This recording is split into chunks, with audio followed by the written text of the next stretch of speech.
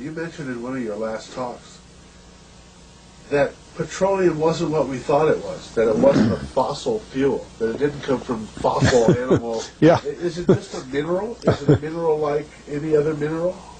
Is that how it, what would you say, what's the origin of You see, petroleum? when they first found petroleum, because they were beginning to make motors and needed on axles of wheels on railroad trains and all that sort of thing, and remember, trains started in the beginning of the 19th century, then oil went from just a lubricant to a fuel, and it made it valuable. And Rockefeller happened to be the smartest man in the business at the time, but he made most of his money, or much of it, off the transport of the petroleum as well as selling it. But one thing they realized was, because oil is putting a price on oil is like putting a price on a pail of water. You know, there's no initial cost. It's in the ground, and in those days they were, some of it, almost what you'd call surface mining the oil. They didn't go down deep. So in order to get the price up, they hit on the idea that they would have to make it appear to be scarce. That boy, after we take the next few barrels out, we're probably going to have to close as well. You know, that kind of thing. Well, a very fortuitous event. In 1892, there was a convention in Geneva of scientists to determine what organic substances are. Well, the definition of organic is a substance with hydrogen, oxygen, and carbon. And so it's usually a living substance, a tree. You analyze a dead tree, hydrogen, carbon, and oxygen, and grass, and so on, living things. Animals, we are hydrogen, oxygen, and carbon. So at this Geneva Convention, Rockefeller took advantage of sending some scientists over who said, oil, petroleum, is hydrogen, oxygen, and carbon. Therefore, it must be derived from the spoiling, the rotting of formerly living matter.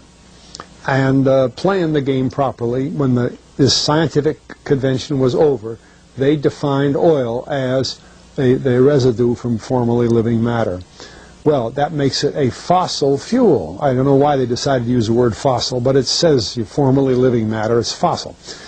Well, of course, today, and another thing we should know is that there has never been a fossil, a real fossil, found below 16,000 feet. And you can't argue at 16,000 as a level line, because someplace the ground sinks and so on. But 16 is what the scientists say, 16,000.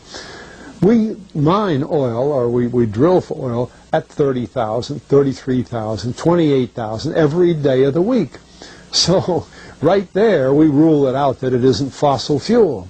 It's called fossil fuel for the minds of the public to feel that it is an asset that is running out, being depleted. We talk about depletion allowance, which is a lot of, you know.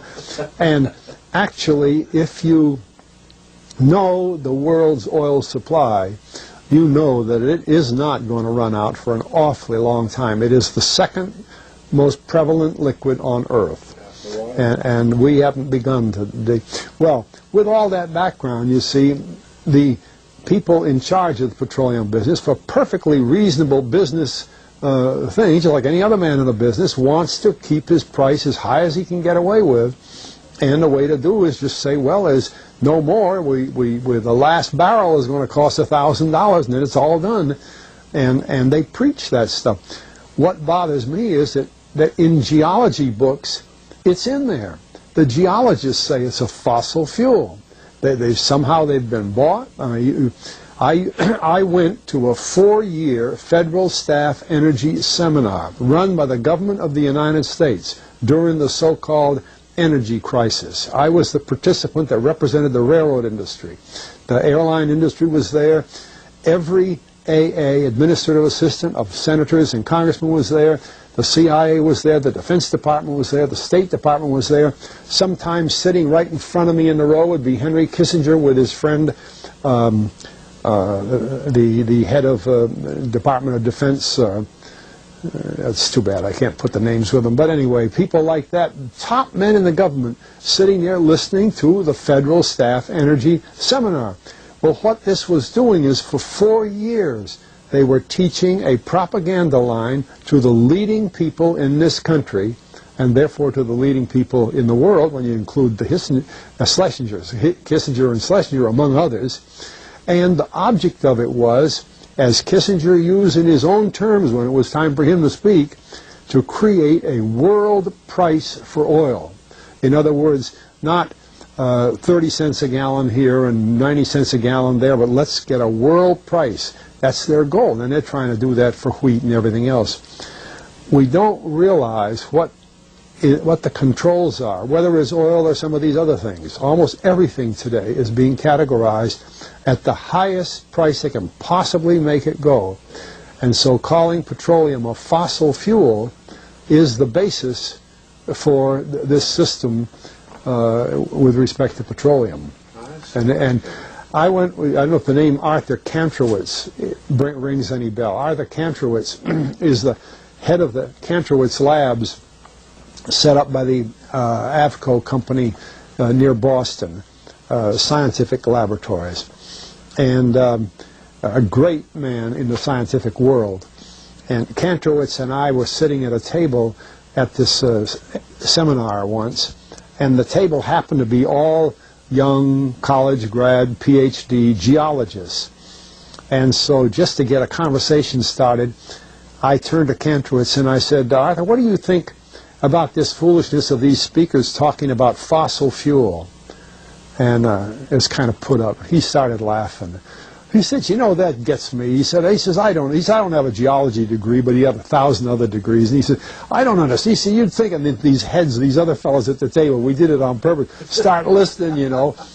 And he asked, he said, are you gentlemen, he says, you're here at the meeting, are you gentlemen by any chance geologists? And one fellow, yes, I am. And the other, yeah.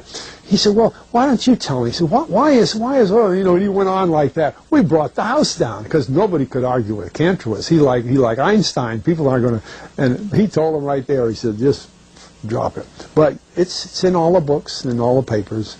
But it started from that strange meeting in 1892, a scientific convention. I have a big, thick scientific encyclopedia put out by the Divan Ostrand Company that's about 15 years old now, but it has the whole story of the conference. It doesn't have the Rockefeller part, but it has the whole story of how they straightened out organic chemicals and how it was all figured, and they've got petroleum right in there. Amazing. Amazing. So these aren't accidental things, you see. There's a dollar sign behind almost everything. Yeah, okay.